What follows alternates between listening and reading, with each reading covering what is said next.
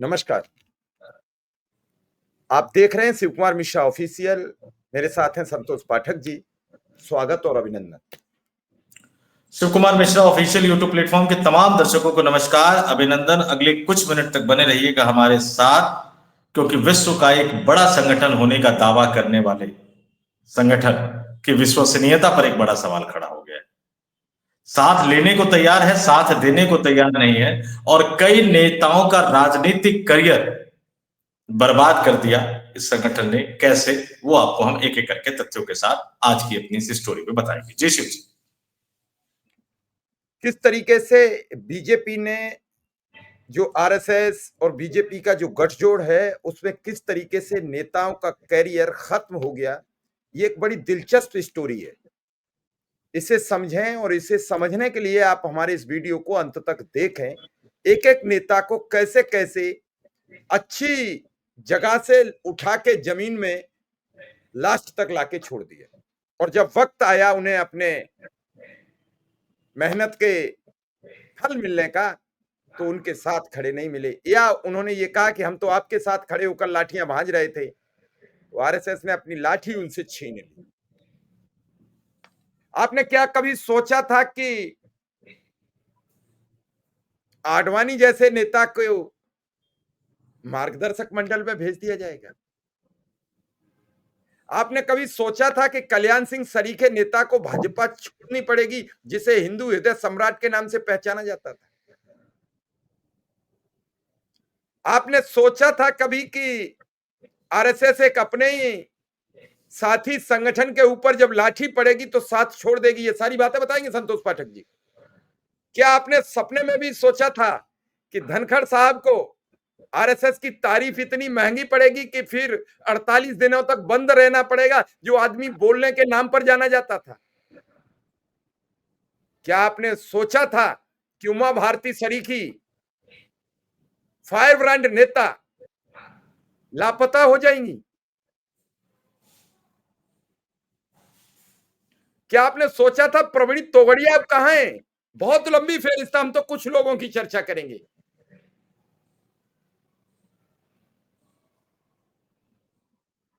सीधा मैं समय नहीं गवाऊंगा, सीधा संतोष पाठक जी के पास। आखिर क्या होता है पाठक जी कि आरएसएस जब अपने पर ही वक्त आ पड़ता है तो अपना समर्थन खींच लेती है और अपनी दी हुई कुर्सी लेके ऐसे भाग जाता है संगठन कि बैठ ही नहीं पाएगा, सीधा जमीन में बैठ जाएगा, बात खत्म हो जाएगी। कैसे इन सब चीजों से बचा जाए? भरोसा कैसे हो विश्व की सबसे बड़ी पार्टी पर और विश्व के सबसे बड़े संगठन पर, जो हर राष्ट्र में है, छोटा बड़ा?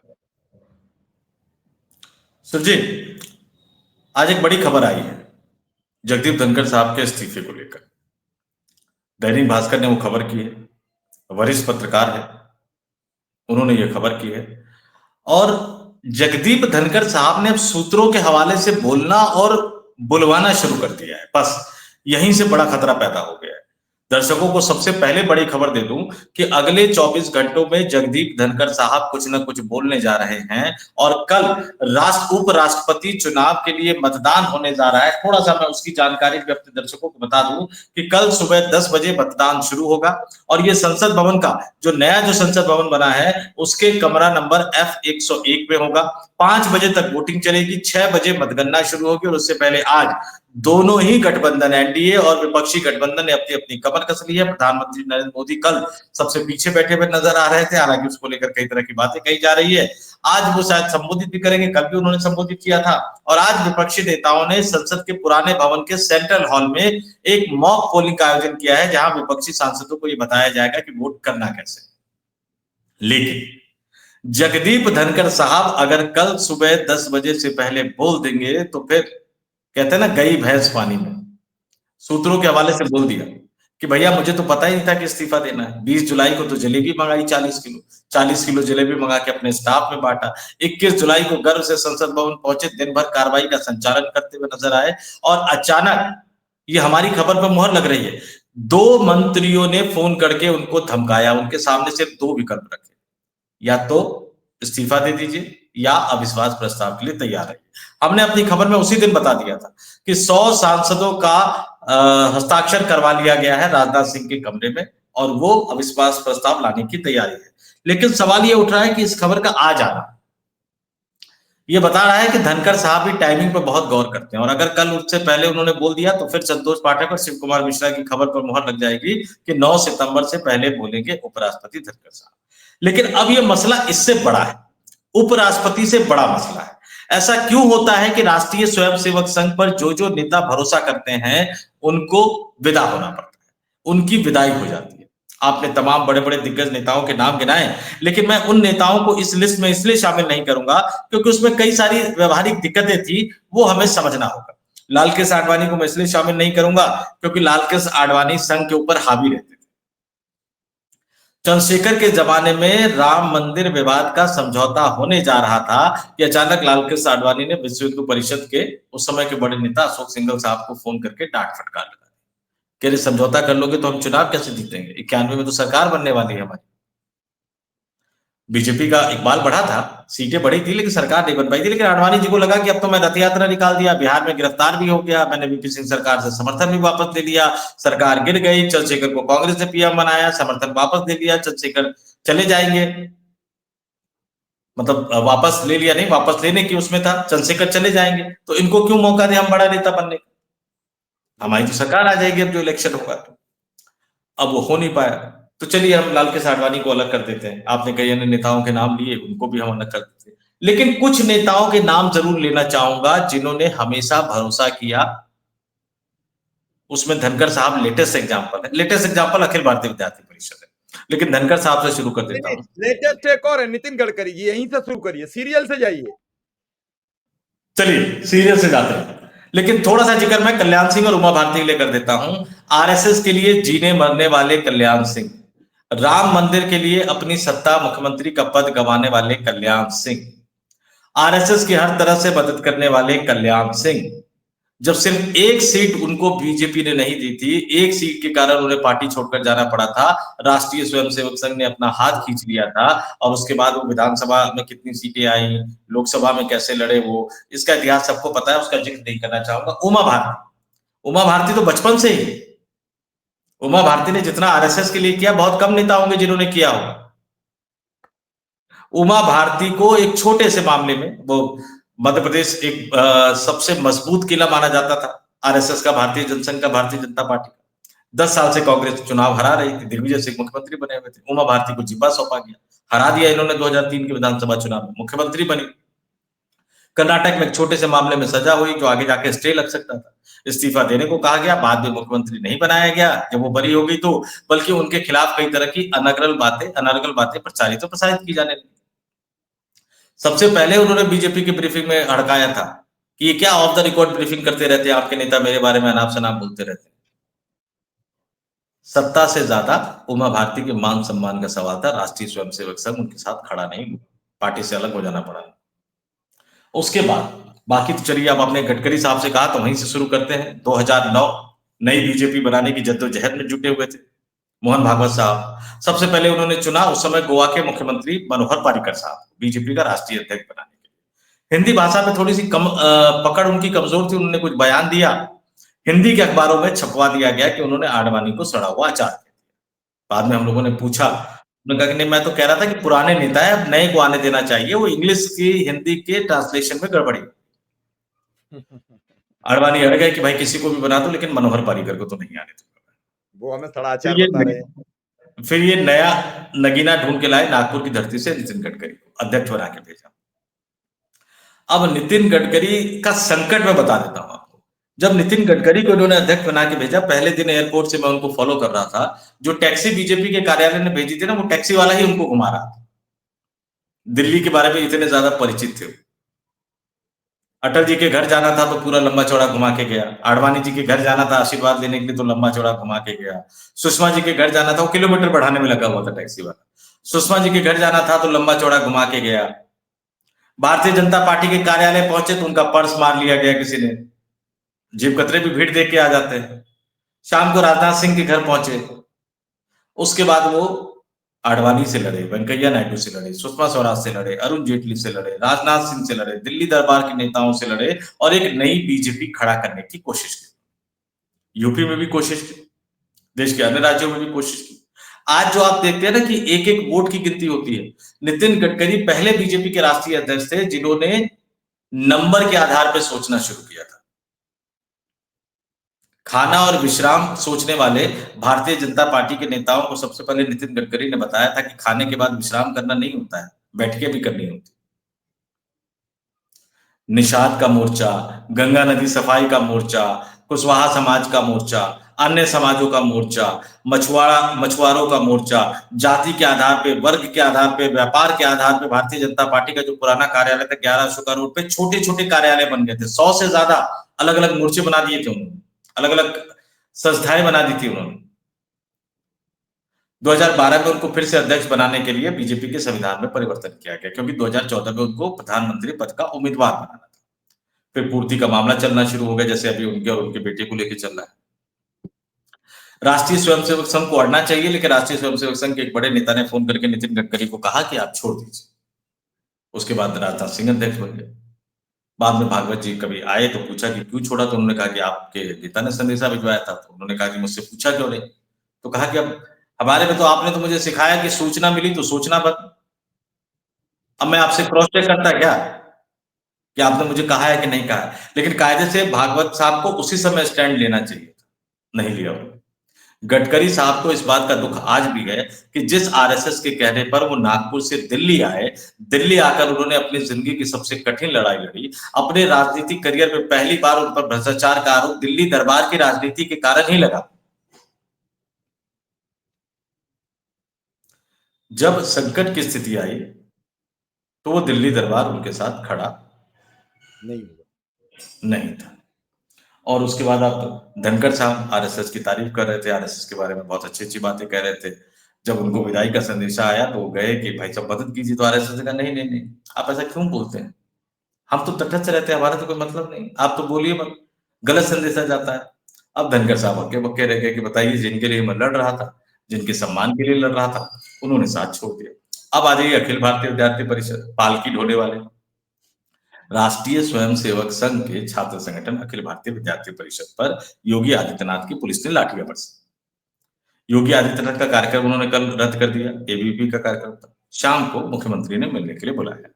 अब मुख्यमंत्री ने मिलने के लिए बुलाया, मुख्यमंत्री कार्यालय ने एक पोस्ट शेयर किया रात के 9:38 पर कल, और जरा क्या लिखा है आप देखिए।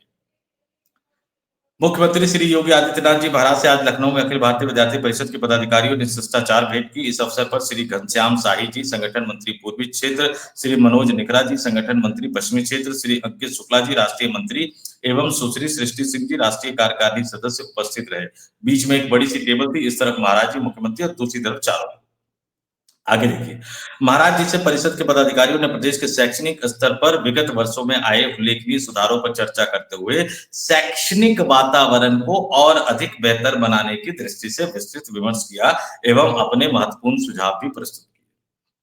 कहाँ है कि लाठीचार्ज की शिकायत की, कहाँ है कि मुख्यमंत्री ने आश्वासन दिया लाठीचार्ज करवाने वाले और करने वाले दोनों पर कड़ी कार्रवाई की जाएगी, कहाँ है कि लाठीचार्ज करने और करवाने वाले पुलिस अधिकारियों के खिलाफ एफआईआर दर्ज करवाई जाएगी, कहाँ है लाठीचार्ज करने और करवाने का आदेश देने वाले आईएएस अधिकारी को जबरन रिटायरमेंट दी जाएगी, कहाँ है कार्रवाई की जाएगी, कहाँ है घायल छात्रों से मुख्यमंत्री जी मुलाकात करनी जाएगी, कहाँ है कि घायल छात्रों को मुआवजा दिया जाएगा, कहीं कुछ है। लेकिन आरएसएस चुप है, सन्नाटे में चुप है।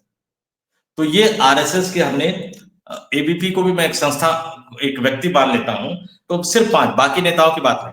आप कल्याण सिंह, उमा भारती, नितिन गडकरी, जगदीप धनखड़, अखिल भारतीय विद्यार्थी परिषद, बाकी लिस्ट तो लंबी है, बलराज मधोक से लेकर अब तक जितनी लिस्ट आपने गिनाई, लिस्ट तो लंबी है।